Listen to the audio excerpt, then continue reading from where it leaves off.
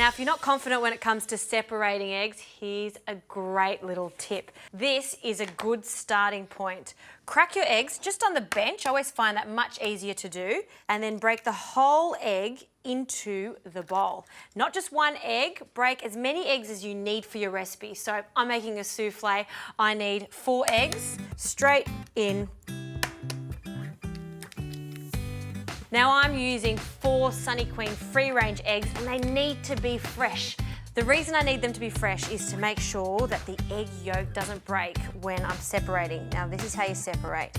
Just use your hand as a sieve and you'll see that it separates really neatly, leaving no egg yolk in the egg whites. So if your eggs aren't fresh, this is not going to work, but you can see that these are perfect.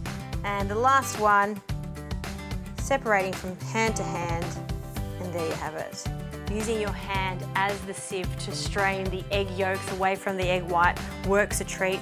You can see no egg yolks were left in there. There you go, that's the dummy's guide to separating eggs. But it's a great tip, particularly if you need to separate quite a lot of eggs.